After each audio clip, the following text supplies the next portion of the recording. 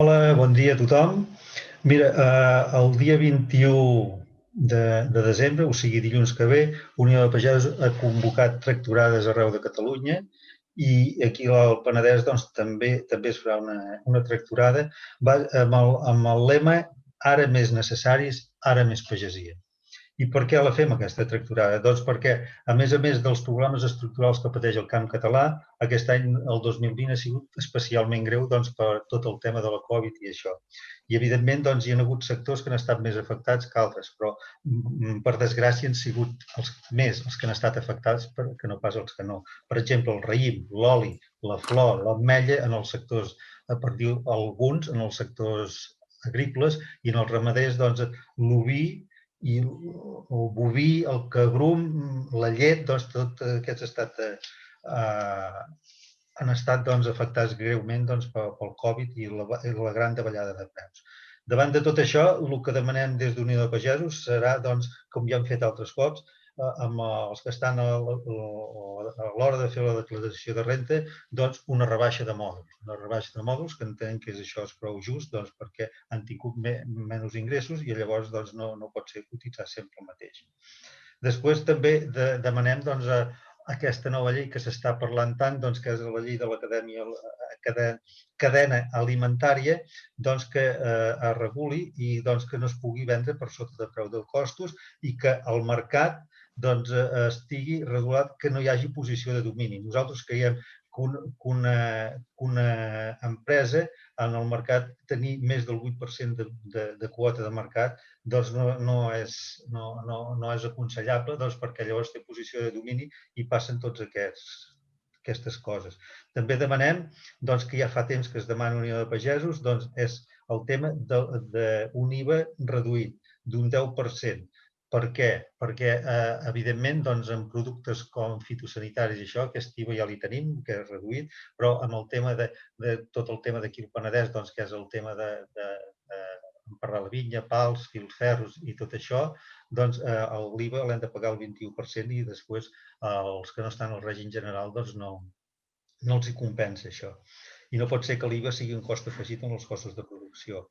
Després també això ho demanem, això depèn del Ministeri, hi ha que dir que aquesta mobilització va encaminada doncs, a diferents en dos sentits. El Ministeri, que hi ha coses que depenen del Ministeri, com aquestes que he dit, i altres coses doncs, que depenen clarament de la Generalitat de Catalunya.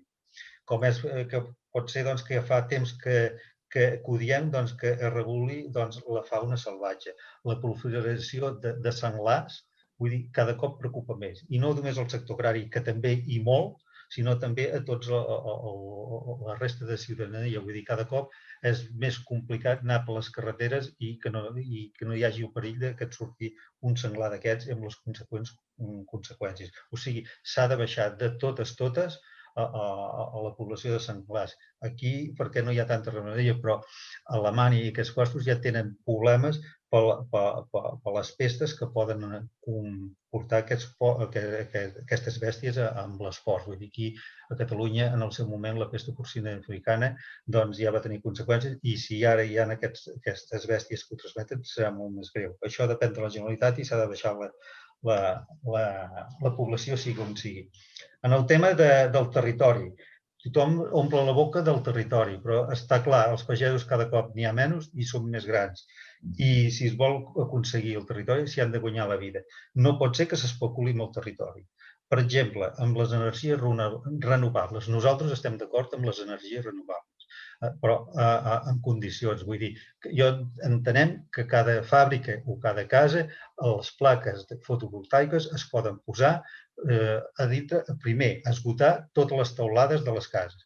I després, doncs, hi ha puestos que els ajuntaments creguin oportuns, amb polígons industrials que no s'han executat, doncs allà fos un bon problema. Però no estem d'acord que hi hagi aquí a la comarca comença a venir alguna d'aquestes coses que estan fent grans parcs fotovoltaics que això doncs, no ens beneficia per res amb els pagesos, sinó que aquests grans parcs doncs, el que fan és afavorir qui els fa són aquestes empreses doncs, que ara ja controlen el mercat energètic i per això hi estem en contra de tal com tal com es vol fer. Vull dir, una vegada més és una altra manera d'especular el territori.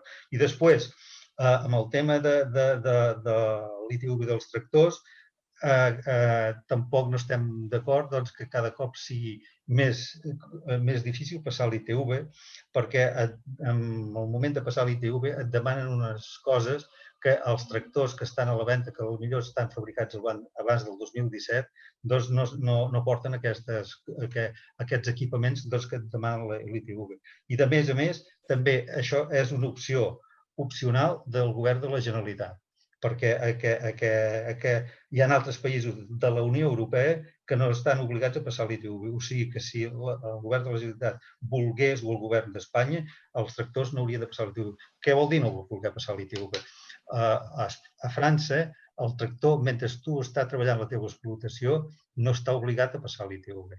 Sí que està obligat que estigui en condicions si tu el vens amb un tercer. Llavors sí que has de passar l'ITV i el tractor està en condicions, però per estar dins l'explotació no tenen l'obligació periòdica de passar l'ITV.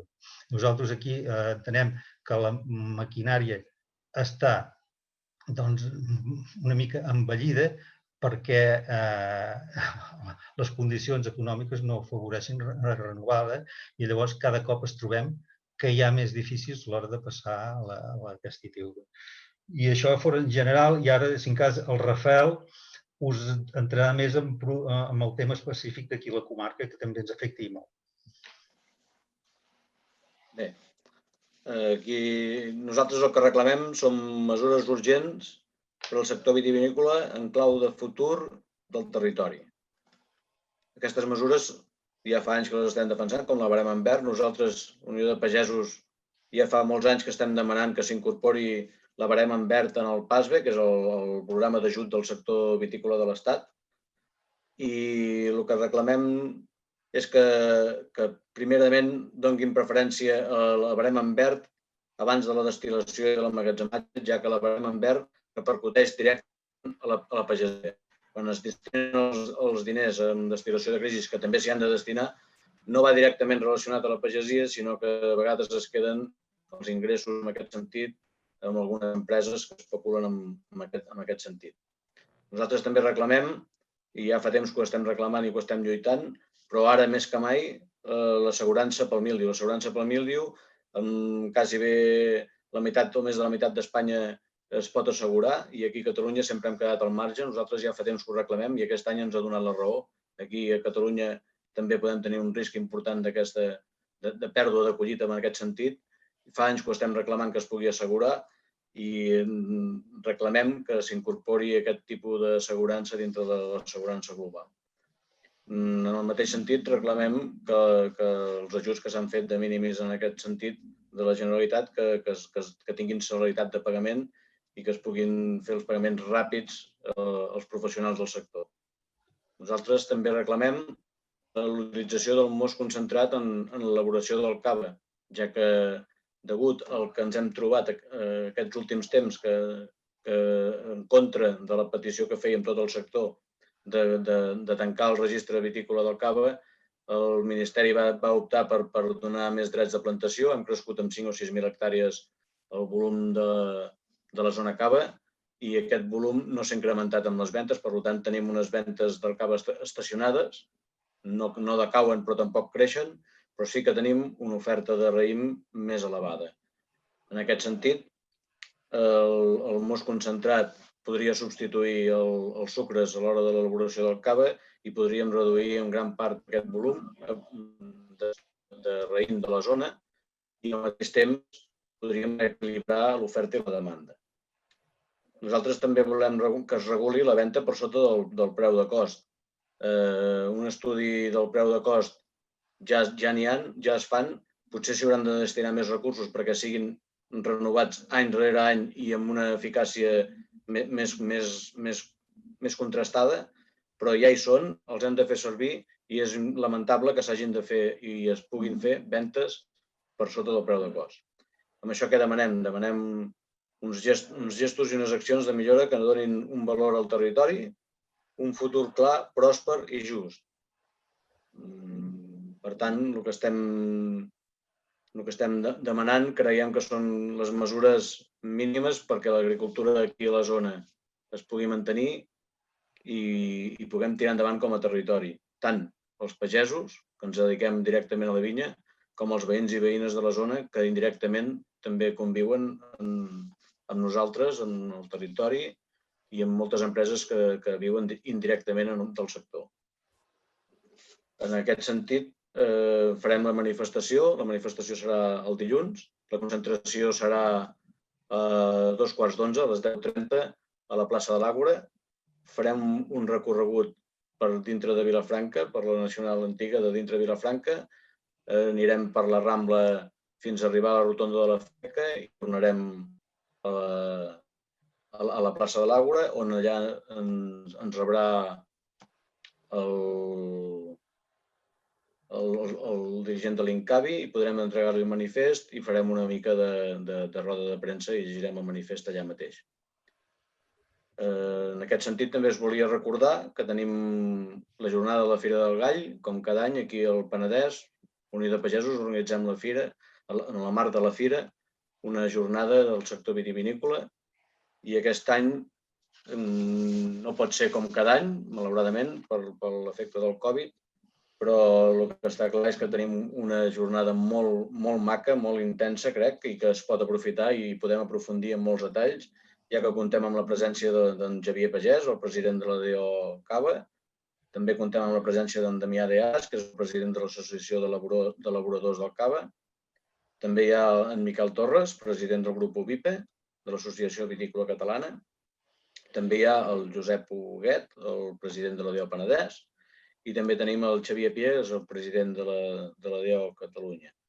Amb aquests personatges estic segur que podem aconseguir una fira que ens pot transmetre tal qual com està el sector, quins reptes de futur tindrem, com hem de valorar la nostra feina, com s'ha de valorar el nostre sector. I en fi, us encoratjo a tots a que us connecteu i esteu presents en aquesta jornada que crec que és del màxim interès en aquests moments pel Penedès i pel sector vitivinícola.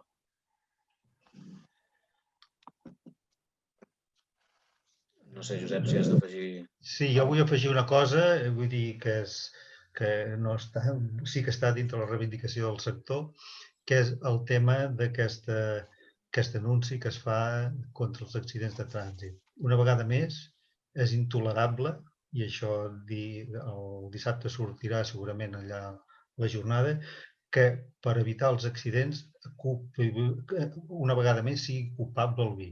Que la que es veu allà és una copa de vi i és causa de tots els accidents. Com que això, tothom sabem que això no és veritat, que els accidents i les begudes alcohòliques que es veuen ara no, però quan se surt el dissabte a la nit, evidentment no és de vi, que és d'altres substàncies, de begudes destil·lades i això.